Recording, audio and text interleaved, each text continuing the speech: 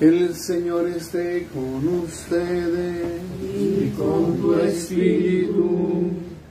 Lectura del Santo Evangelio según San Mateo. Gloria a ti, Señor.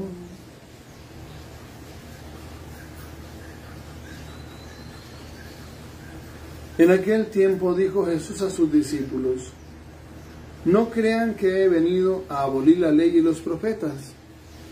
No he venido a abolir, sino a dar plenitud. En verdad les digo que antes pasarán el cielo y la tierra, que deje de cumplirse hasta la última letra o tilde de la ley. El que se salte uno solo de los preceptos menos importantes y se lo enseña así a los hombres, será el menos importante en el reino de los cielos. Pero quien los cumpla y enseñe será grande en el reino de los cielos. Palabra del Señor. Gloria a ti, Señor Jesús. Ten la bondad de sentarse. Las palabras del Santo Evangelio borren nuestros pecados.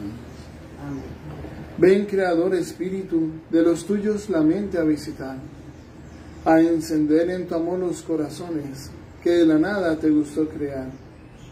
Tú que eres gran consolador y don altísimo de Dios, fuente viva y amor y fuego ardiente y espiritual unción. Tú tan generoso en dádivas, tú poder de la diestra paternal, tú promesa magnífica del Padre que el torpe labio vienes a soltar.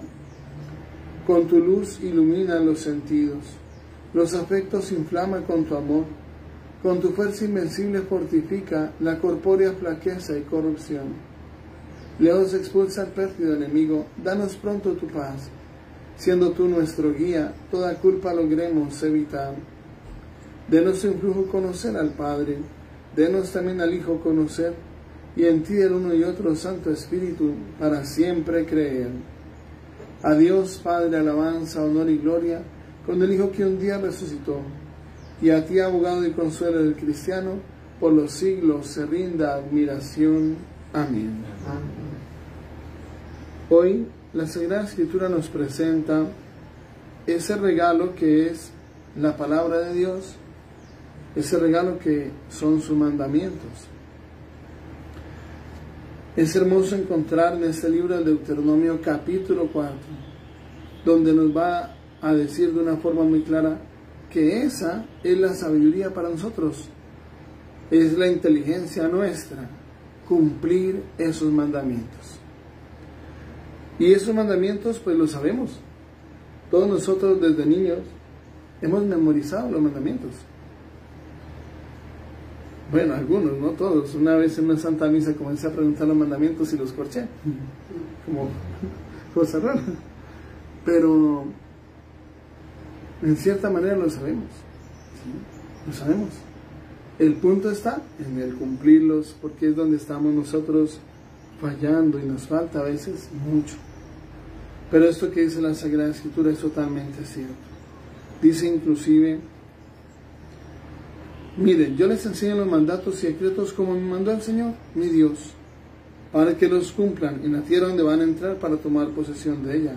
Obsérvenlos y cúmplanlos, pues esa es la sabiduría y la inteligencia de ustedes a los ojos de los pueblos, los cuales cuando tengan noticia de todos esos mandatos dirán: ciertamente es un pueblo sabio e inteligente esta gran nación. Pues donde hay una nación tan grande que tenga unos dioses tan cercanos como el Señor, Dios nuestro, cuando le invocamos. Y donde hay otra nación tan grande que tenga unos mandatos y decretos tan justos como toda esta ley que yo les promulgo hoy, les propongo hoy. Este es un punto esencial. Los mandamientos de Dios son un regalo para nosotros. Son un don de Dios y brotan de la sabiduría de Dios, brotan de la sabiduría de Dios. Cuando nosotros no los vivimos, cuando nosotros no los cumplimos, pues entramos en cosas inclusive graves, que es un punto muy fuerte. A veces cosas muy graves y muy delicadas. Por ejemplo, el tema del incesto. Yo conocí en un sitio donde estuve trabajando que había el tema del incesto. Hubo un papá teniendo hijos con sus propias hijas. Usted entra a esa casa y es ver niños enfermitos por ahí botados en el piso arrastrándose, literalmente. Es una cosa fuerte. Niños enfermitos. El tema de los genes recesivos. En genética, recuerdo que nuestro formador en bioética, que hoy es Monseñor Jaime Muñoz, obispo, él nos decía, Dios perdona siempre.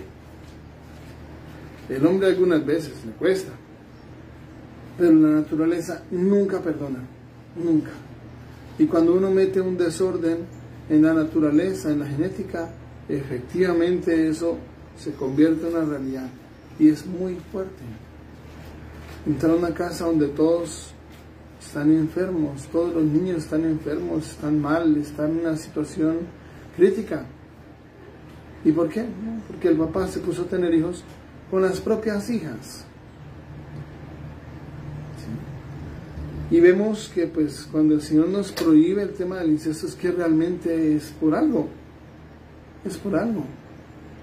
Y conozco una casa donde hay 3 niños que son 3 casos únicos en toda América Latina. 3 niños enfermitos, paralizados, postrados siempre en una silla de ruedas, en una cama. ¿Por qué? Porque los papás son primos hermanos. Primos hermanos. ¿Sí? O sea, son 2 hermanos, tienen sus hijos, y esos 2 hijos voltean a mirarse dentro de su misma familia, cuando en este planeta Tierra tenemos 8.000 millones de personas. Y qué interesante, casi que es mitad y mitad. Mire que no es que a cada hombre le tocan 7, no, señores, no, es mitad y mitad. Por menos del 1% hay más mujeres que hombres, pero es menos del 1%, ni siquiera alcanza a ser el 1%. La perfección de Dios obrando a nivel macro y ver cómo Dios controla todo, que todo está dentro de la mano de Dios, que hoy están haciendo un niño por allá en África y están haciendo una niña en Estados Unidos, y a la media hora nace otra niña en Estados Unidos, pues nace otro niño en Oceanía, y se completa casi mitad y mitad. Es una obra impresionante. Entonces eso significa que hay 4.000 millones de hombres. ¿Sí? ¿Por qué tiene que ser el primo hermano? Si el hijo es su tío, el hermano es su papá, ¿por qué tiene que ser el primo hermano? Si hay 4.000 millones de hombres y la gran mayoría solteros, que eso es lo otro, hay muchísimos solteros, ¿por qué tiene que ser un hombre casado? No, ese hombre que está casado, déjelo, ya no lo mire, no lo tenga dentro de la lista, vaya más bien borrándolo de la lista en vez de estar chuleando, este es. Es que son 4.000 millones de hombres. ¿Por qué tiene que ser el primo? Es un tema delicado, es un tema fuerte.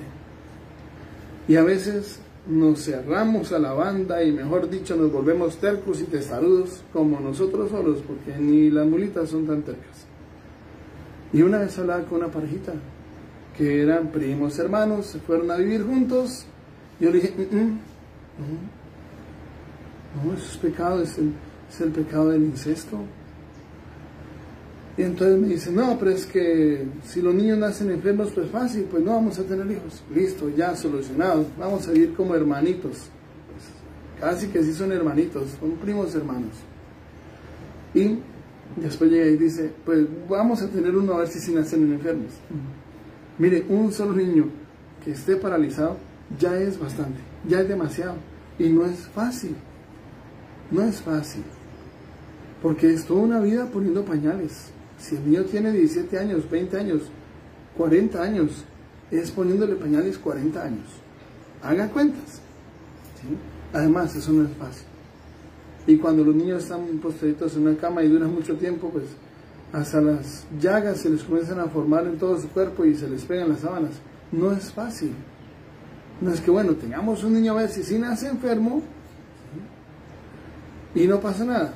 Además, como les decía, Dios perdona siempre, el hombre algunas veces, la naturaleza nunca perdona. Si ese desorden no se manifiesta en el hijo, se manifiesta en el nieto. Y si no, en el bisnieto o en el tataranieto. Eso es así, pero es fijo que alguna tara, alguna enfermedad entra, algún desorden se forma en la genética. Eso es una cosa muy fuerte.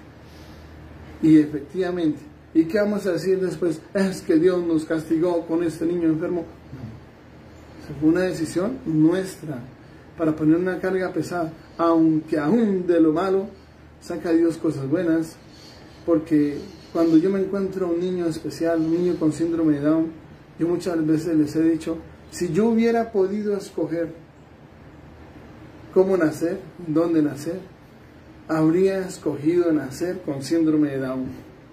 Miren las cuentas que va a dar un niño con síndrome de Down, no son las cuentas que voy a dar yo hoy como sacerdote. Pues por ahí que hará alguna pilatuna y, ¿sí? Y se ría y ya. Pero las cuentas de él no son las que voy a dar yo hoy. Si llegara a la muerte por mí hoy, el que más se le da, más se le exigirá, que está en San Lucas 12:48. Aún hasta en ese contexto, hasta eso lo permite Dios para bien. Y una cosa que he visto es que cuando Dios ama tanto a una persona, le asegura su salvación, y ese es el contexto precisamente de esas enfermedades, y más esas enfermedades que son difíciles, que son una cruz pesada. Y seamos sinceros, es una cruz muy pesada, es duro, es un tema bastante fuerte. Pero aún hasta de lo malo Dios saca cosas buenas. Hay que memorizar siempre ese texto, Romanos 8:28. Todo lo que sucede es para bien de los que aman a Dios. Todo. Y todo es todo. Sea lo que sea, es para bien. Pues es que Dios es un papá bueno. ¿Cuándo uno de ustedes, papás, ha estado pensando en hacer algo malo para su hijo? No es que su hijo cuando pase por aquí se va a cortar con tal cosa. No, nunca. Nunca. No le está poniendo una trampa de oso para que su hijo pase y se cierre y le coge el pie. No. Nunca le está mirando a ver cómo le hace el mal. No. Pues Dios es el papá por excelencia. Y siempre lo que Él permite es para bien. Siempre, en todas las cosas, como dice la Sagrada Escritura, todo lo que sucede es para bien. Y aún en medio de esas situaciones negativas, hasta Dios permite eso para bien. Y saca cosas muy buenas, y vienen mayores aún de cosas negativas que son fruto de nuestro pecado, no castigo de Dios, consecuencia de nuestro pecado. Si se la pasa emborrachándose todo el día, no come nada, le da cirrosis, ¿qué va a decir? ¿Que es que Dios me castigó con una cirrosis? No, eso es consecuencia, está por pedido. Ahora, cuando el Señor nos muestra sus mandamientos, no son una cárcel donde nos encierran, no, sus mandamientos son una barrera protectora para no caer al abismo. Es eso, mando. Es que Dios no nos deja ser felices porque yo quisiera ser muy feliz, por ejemplo, como hombre con muchas mujeres, porque una sola, sin la variedad está el placer y no sé qué más cosas, ¿no? Cuando el Señor dice no, tendrá todas las posibilidades si quiera de todas las muchachas que vea en la calle muy bonitas, pero cuando usted ha elegido a una esposa es para consagrarle su vida a esa esposa, y sus ojos son solo para su esposa. Puede pasar la reina de belleza por el frente, pero sus ojos son para su esposa. Sí, nadie está mirando, pero es que no se trata de eso. Nuestro juicio va a ser ante Dios, que conoce nuestros pensamientos, nuestros sentimientos y deseos más ocultos. Nuestro juicio va a ser ante Dios, que todo lo ve, todo lo oye y todo lo sabe. No es ante los hombres, no es ante los hombres, es ante Dios. Entonces, no se trata de que nos pillen o no nos pillen, que nos hayan visto o no nos hayan visto haciendo algo malo, ¿no? Es para Dios. Por eso el Levítico 19 dice, sean santos, sean santos para mí, como yo el Señor soy santo, y los escogí entre las naciones para que sean míos, sean santos como yo, el Señor, soy santo. Ese es el punto clave. Y sus mandamientos son el camino, no un camino más, no, el camino. Por eso Jesús lo dice bien clarito, nadie va al Padre sino por mí. Muchos han querido decir, no, que es lo mismo todas las religiones, que usted cree en Buda, o si cree en cualquier otro, pues que es lo mismo, que eso todas las religiones llevan a Dios. Pues ojalá fuera así, pero la Sagrada Escritura dice que no. La Sagrada Escritura lo que dice es que nadie va al Padre sino por mí. Sí, es muy clarito.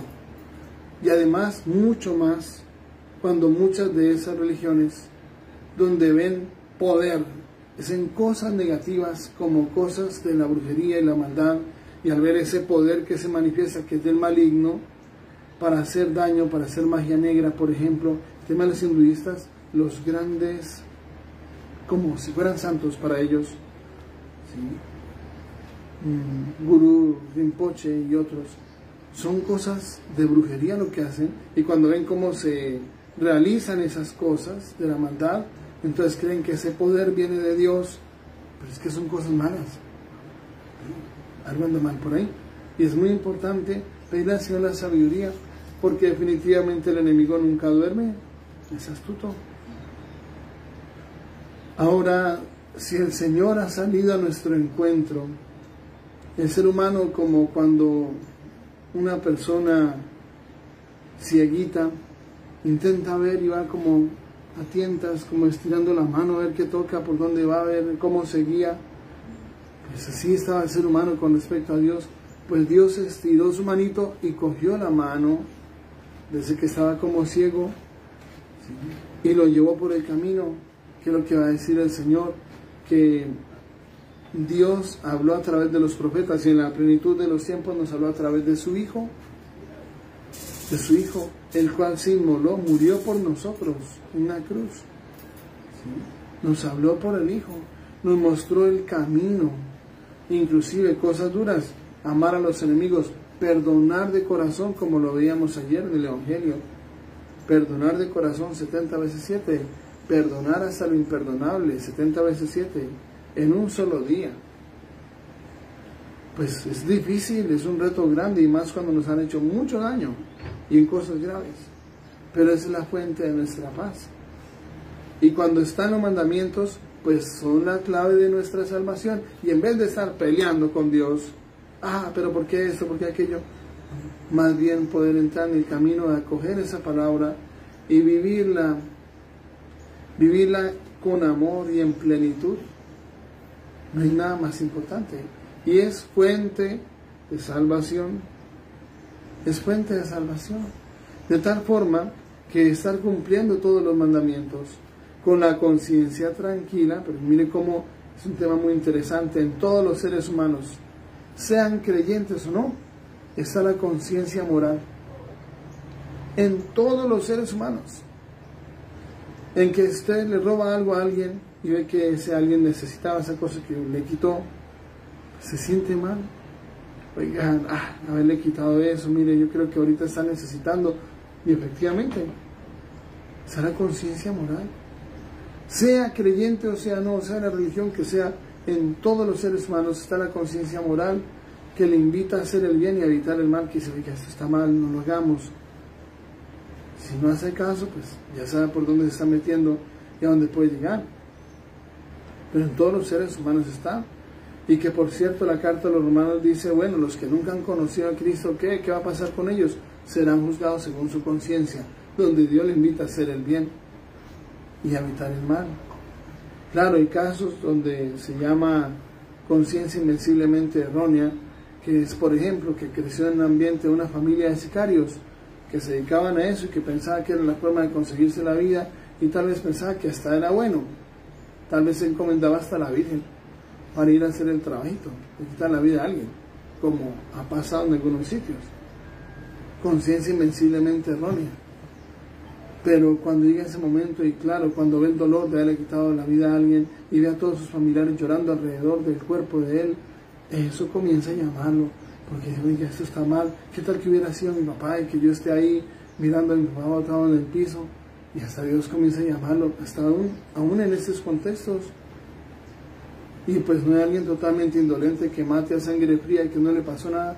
No. Al menos ver al funeral como todos lloran en torno al ataúd de ese que mató, eso va tocando el corazón, aún en esas cosas. Pero un punto clave es que Dios quiso revelarnos sus mandamientos. Él los reveló, los manifestó, nos los enseñó, los sabemos de memoria inclusive, pues son un don para nosotros.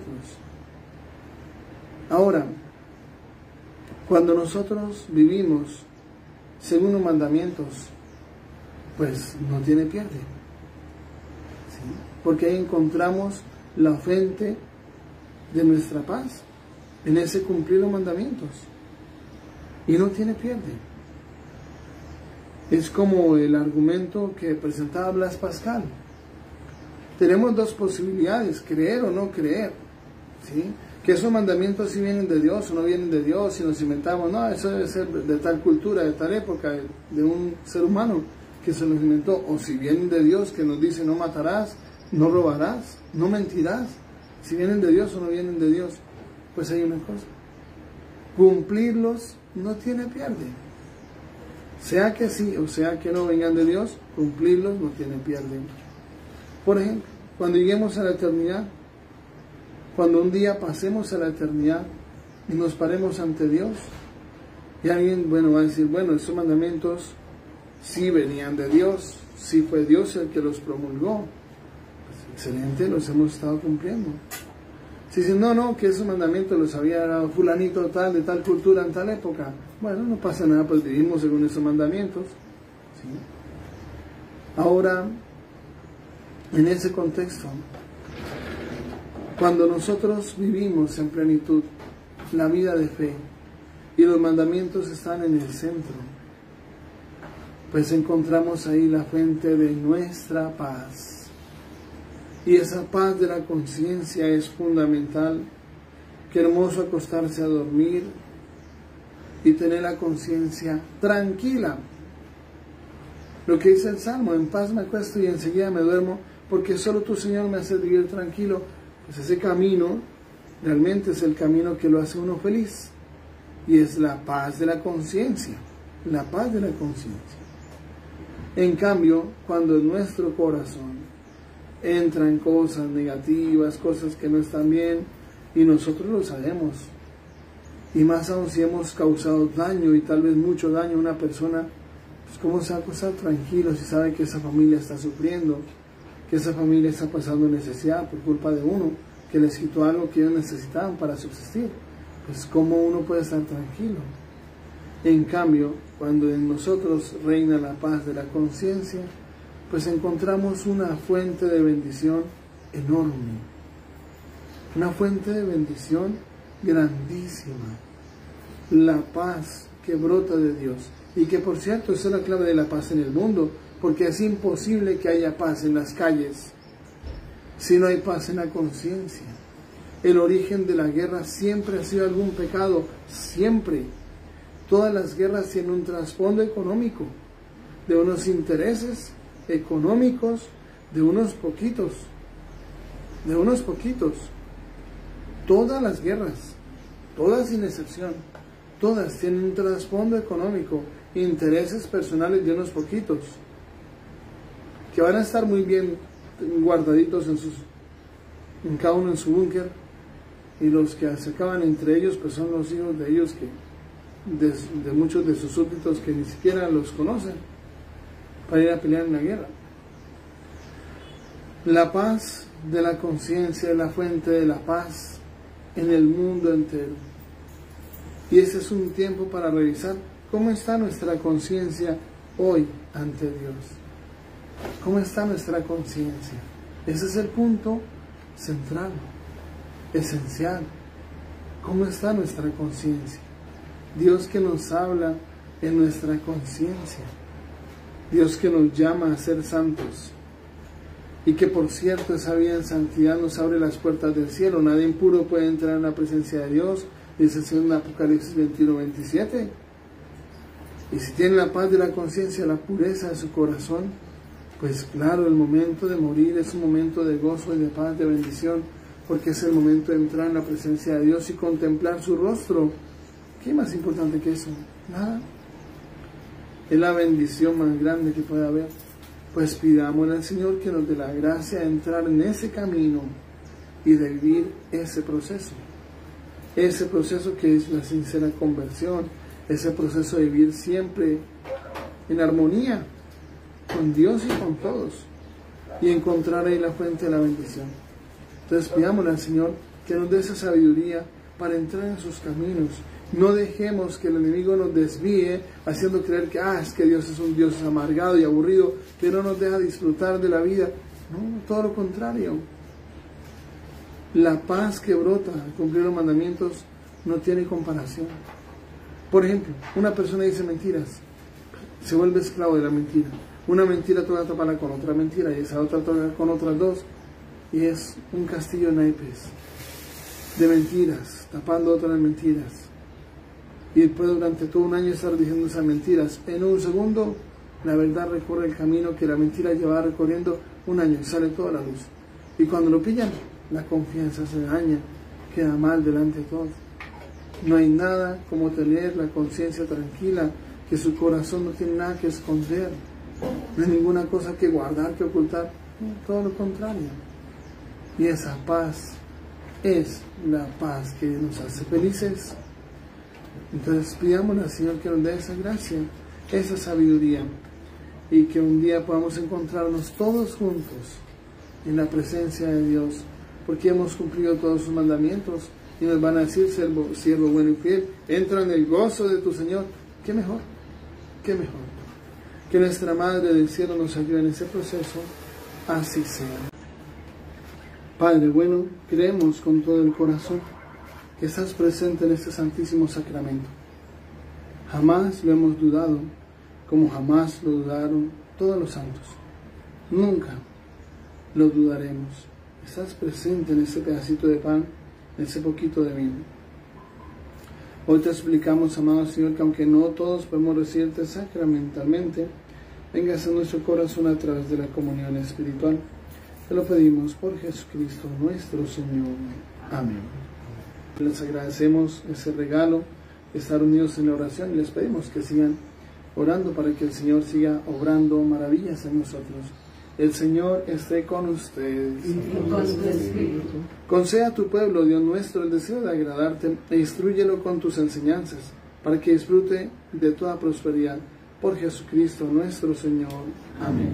Y la bendición de Dios Todopoderoso, Padre, Hijo y Espíritu Santo, descienda sobre ustedes, sus familias, permanezcan para siempre. Amén. Amén. La alegría del Señor es nuestra fuerza. Pueden ir en paz. Damos gracias a Dios.